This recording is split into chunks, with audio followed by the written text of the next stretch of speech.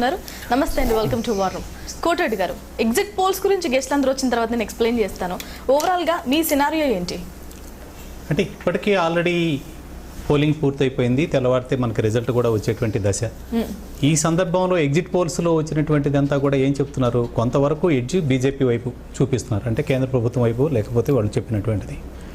Political scenario అంటే ఈ మధ్య కాలంలో చూసినటువంటి ఏ ఎగ్జిట్ పోల్ అయినా తీసుకోండి, ఖచ్చితమైనటువంటి అంటే ఆ ప్రిడిక్షన్ అన్నది ఎక్కడ కూడా క్లియర్గా ఉన్నటువంటి పరిస్థితులు అయితే లేవు. అలా అని చెప్పి ఇంతకు ముందు ఉన్నటువంటిది గతంలో 70 సీట్లకు 65 సీట్లు గెలిచినటువంటి స్థితి అయితే ఈరోజు ఆ పరిస్థితి కూడా ఉండకపోవచ్చు. ఎందుకంటే కొంత వ్యతిరేకత అనేది కామన్గా అధికారంలో ఉన్నటువంటి ప్రతి పార్టీ మీద కొంత వ్యతిరేకత అనేది కామన్గా వస్తుంది. ప్రజల ఆశలు ఆకాంక్షలు నెరవేర్చడం, అట్లాగే వాళ్ళకు ఉన్నటువంటి బడ్జెట్ వనరుల్ని వాటిని బ్యాలెన్స్ చేయడంలో ఏ ప్రభుత్వం అయినా కూడా సహజంగా బ్యాలెన్స్ అవ్వడం కొంచెం కష్టం అవుతుంది. సో ఆ పరిస్థితిలో ఉంది అనుకోలేం. అయితే పోటాపోటీగా ఎన్నికలు జరిగేవి అనేది మనకి స్పష్టంగా అర్థమవుతుంది. ఇక్కడ రెండు రకాలుగా పొలిటికల్ సినారియో మనకి కనిపిస్తూ ఉంది. ఒకటి ఏంటి అంటే బీజేపీకి సంబంధించినటువంటి అంశాన్ని తీసుకుంటే, బీజేపీ ఒక సెక్టార్ ఆఫ్ పీపుల్లోనే పూర్తి స్థాయిలో బలమైనటువంటి వర్గంగా ఉంది.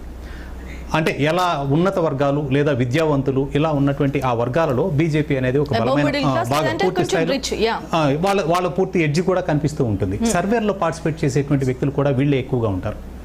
రెండో కనుక చూస్తే ఆప్ కోణంలో కనుక చూసినట్లయితే దిగువ ఎక్కడైతే మురికివాడలు ఆ స్లమ్ ఏరియాల్లో నివసించేటువంటి ప్రజలు ఉన్నారో వీళ్ల వైపు నుంచి నీకు ఆప్ వైపు బలం కనిపిస్తూ ఉంటుంది. సో ఎక్కువగా ఓటింగ్లో పార్టిసిపేట్ చేసేటువంటి సందర్భాలు కనుక చూసినట్లయితే ఉన్నత వర్గాల కంటే కూడా దిగువ లేదా మధ్యతరగతి వర్గాలు మాత్రమే ఓటింగ్లో ఎక్కువగా పార్టిసిపేట్ చేసేటువంటి వాతావరణం ఎప్పుడు ఉంటుంది, ఎక్కడైనా ఏ స్టేట్ అయినా కూడా కామన్గా మనకి కనిపించేటువంటి ఈ వాతావరణాన్ని చూసి ఎగ్జిట్ పోల్స్ ప్రకారం చూసుకున్నా కూడా ఇప్పుడు హోరాహోరీ ఉంది అనేది ఒకటే అవకాశం.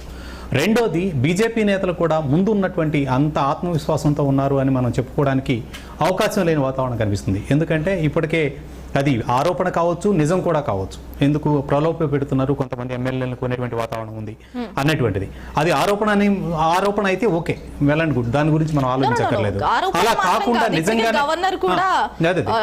చేయమంటున్నారు. సో ఇలాంటి ప్రయత్నం చేస్తున్నారు అంటే వాళ్ళలో కూడా ఎక్కడో అక్కడ ఒక చిన్న సందేహం అనేది ఉంది అని మనం అనుకోవచ్చు. సందేహం అనుకోవాలా, లేదంటే ఖచ్చితంగా ఈ సీట్ మాకే కావాలని అంటే ఢిల్లీని ఎప్పుడు కూడా గెలుచుకోవడం అనేది వాళ్ళకి చాలా చాలా కీలకం. ఇప్పుడు 3 సార్లుగా చేస్తున్నటువంటి ప్రయత్నం కూడా అదే. షీలా దీక్షిత్ ముఖ్యమంత్రిగా దిగిపోయి కాంగ్రెస్ నుంచి వచ్చిన తర్వాత ఆప్ చేతికి వచ్చిన తర్వాత ఇంతవరకు ఢిల్లీలో 3 సార్లు మోడీ ప్రమాణం చేశాడేమో తప్పితే ఢిల్లీ మాత్రం వాళ్ళు అందుకోలేకపోయారు. దేశంలో రాజధానిని వాళ్ళు చేతులకు తీసుకోలేకపోవడం అనేది ఎప్పుడు కూడా వాళ్ళు వైఫల్యంగానే చూస్తారు. ఈసారి ఎట్టి పరిస్థితుల్లో ఢిల్లీని కొట్టాలి, ఎట్టి పరిస్థితుల్లో ఢిల్లీలో మనం ఆ పీఠాన్ని మనం దక్కించుకోవాలనేటువంటిది బీజేపీకి ఉంది. అందుకోసమే మొన్న ఎలక్షన్ క్యాంపెయిన్ మీరు గమనించినట్లయితే ఆప్ వర్సెస్ బీజేపీ అయిపోయింది.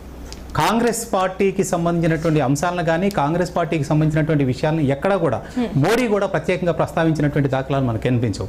ఎందుకు అంటే చీలే ప్రతి ఓటు ఆపుకు సంబంధించిందే చీలితే దాని నుంచి వచ్చేటువంటి బెనిఫిట్ మొత్తం కూడా బీజేపీ పొందుతుంది అనేటువంటిది వాళ్ళ వ్యూహం, మనకి చాలా స్పష్టంగా కనిపించినటువంటి వ్యూహం. సో అందుకని బీజేపీ ఎంతసేపటికి ఆప్ను మాత్రమే టార్గెట్ చేస్తుంది.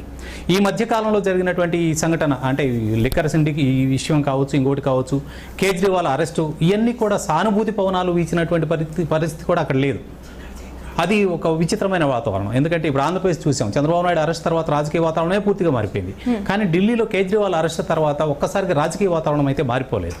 సో ప్రజల్లో దానికి సంబంధించి నమ్మకపోవడం అనేది సెకండరీ, కానీ వాళ్ళు కేవలం ఇతను అరెస్ట్ అయ్యాడు కాబట్టి ఓటు వేసేటువంటిది అయితే లేదు. దిగువ మధ్యతరగతి అంటే ఇక్కడ సింపతి వర్కౌట్ అయింది కదా, ఇక్కడ సింపతి వర్కౌట్ అయింది. కానీ అక్కడ వెళ్ళిన తర్వాత సీఎం అయ్యారు, చంద్రబాబు సీఎం అయ్యారు, అందరూ అయ్యారు. ఇక్కడ రేవంత్ రెడ్డి కూడా అలాగే జైలుకి వెళ్ళి వచ్చిన తర్వాత సీఎంగా ఉన్నారు. సో ఉన్నారు, కానీ ఢిల్లీలో అలాంటి వాతావరణం కనిపించడం లేదు.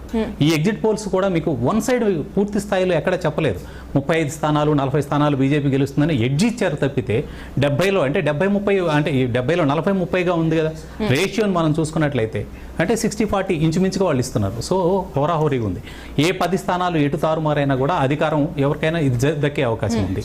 సో ఇప్పుడు ఇంకొక కీలకమైనటువంటి అంశం ఏంటంటే కాంగ్రెస్ పార్టీకి బలమైన నాయకత్వం లేదు. షీలా దీక్షిత్ కుమార్ ఏదో వచ్చారు హడావుడి చేశారు అని అనుకోవడానికి తప్ప అయితే ఎంతవరకు వాళ్ళు ఓట్లు చీల్చగలిగారు అనేది మాత్రమే ఇక్కడ. ఎందుకంటే అధికారానికి వాళ్ళు అసలు దూరంగా ఉండిపోయారు పూర్తిగా. అసలు ఓట్లు చీలుస్తుందంటారా కాంగ్రెస్ పార్టీ? ఇప్పుడు మనం చూసిన ఎగ్జిట్ పోల్స్ లో కనీసం కన్సిడర్ చేయనట్టు కనిపించింది కాంగ్రెస్ పార్టీ. కన్సిడర్ చేయడం లేదు. అంటే ఓటు చీలిక అనేది అంటే కాంగ్రెస్ పార్టీకి ఇన్ని అంటే దాదాపు దశాబ్దంన్నర పైగా వాళ్ళకు ఉన్నటువంటి చరిత్ర కావచ్చు, ఇంకొకటి కావచ్చు, కొంత ఒక సెక్టార్ ఆఫ్ పీపుల్ ఎప్పుడూ కూడా దాన్ని ఆ ట్రెడిషనల్ ఓట్ బ్యాంక్ లాగా మిగిలిపోయారు.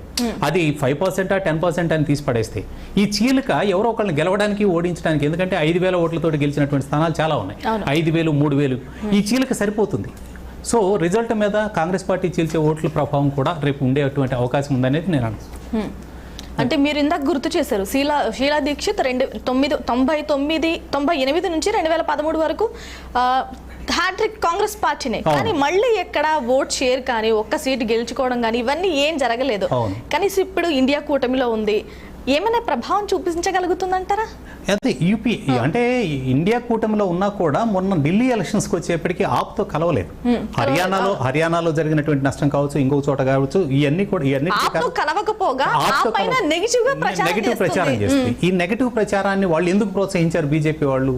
ఈ కారణంగా ఎంత ఓటు బ్యాంక్ చీల్చినా కూడా అదంతా కూడా బీజేపీకి లబ్ధి చేకూరుతుంది అనేటువంటి వాళ్ళ వ్యూహమే కదా. మోడీ ప్రచారంలో కానీ, అమిత్ షా చేసిన వాళ్ళు కానీ, అక్కడ ఎవరు చేసినా ఆ ప్రచారంలో ఎక్కడా కూడా కాంగ్రెస్ని ఎక్కడా టార్గెట్ చేయలేదు. ఆ విషయాన్ని వదిలేసి మళ్ళీ జాతీయ అంశాలు వచ్చేప్పటికి లేదా ఇతర స్టేట్లు ఎక్కడన్నా గమనించండి, ప్రతి చోట కాంగ్రెస్ని మాత్రమే టార్గెట్ చేస్తారు. ఏపీలో కాంగ్రెస్కి అసలు ఎలాంటి బలము లేదు. కానీ ఎన్నికల సమయంలో వచ్చిన తర్వాత కాంగ్రెస్ గురించి మోడీ మాట్లాడాడు ఇక్కడ. కానీ ఢిల్లీలో కాంగ్రెస్ గురించి ఒక్క చోట కూడా మాట్లాడలేదు. కేవలం ఆపును మాత్రమే టార్గెట్ చేసి వాళ్ళు ప్రస్తావించారు. అంటే వాళ్ళు కాంగ్రెస్ ని టార్గెట్ చేస్తే ఆ ఓట్ మళ్ళీ బీజేపీకి ట్రాన్స్ఫర్ అవుతుందని ఏమైనా భయపడ్డారా? ఎందుకంటే ఉన్నది 3 పార్టీలు. కాంగ్రెస్ చాలా చప్పగా ఉంది, అసలు ఉనికి కోసమే ట్రై చేస్తోంది. మన రాహుల్ గాంధీ కూడా ఆప్నే టార్గెట్ చేస్తున్నారు ఎక్కువ బీజేపీ కంటే. అంటే ఆపే మా ఓట్ బ్యాంక్ ని తీసుకువెళ్ళిపోయింది, లేదంటే ఆ ఓట్స్ అన్ని కాంగ్రెస్ పార్టీకి పడాల్సిన ఓట్సే. అవును. సో అలా ఏమైనా ఆలోచిస్తున్నారంట? అంటే ఖచ్చితంగా. ఎందుకంటే ఎక్కడ వచ్చినటువంటి ప్రత్యామ్నాయ రాజకీయ శక్తులు ఎక్కడైనా ఎదిగినా, ఈ రాజకీయ శక్తులు ఎక్కడ వచ్చినాయో అనుకున్నా కూడా ఇవన్నీ కూడా కాంగ్రెస్ కానీ బీజేపీ కానీ ఓట్ బ్యాంక్ అయి ఉంటాయి. జాతీయ పార్టీలుగా, ఎందుకంటే కమ్యూనిస్టుల ప్రభావం ఉన్నటువంటి రాష్ట్రాలు చాలా తక్కువ, మనకు వెస్ట్ బెంగాల్ లేదా కేరళ లాంటివి తప్పితే మిగతా చోట్ల చాలా తక్కువ ఉంటుంది. ఈ ఇట్లా ఆల్టర్నేటివ్ ఎక్కడొచ్చినా కూడా బీజేపీ వర్సెస్ కాంగ్రెస్ లాగే నడుస్తూ ఉండేది. సో ఇప్పుడు ఆ ప్లేస్ని ఆప్ ఆక్రమించింది అంటే ఖచ్చితంగా కాంగ్రెస్ ఓట్ బ్యాంక్ మొత్తం కూడా ఆప్ వైపు వెళ్ళిపోయింది అనేది.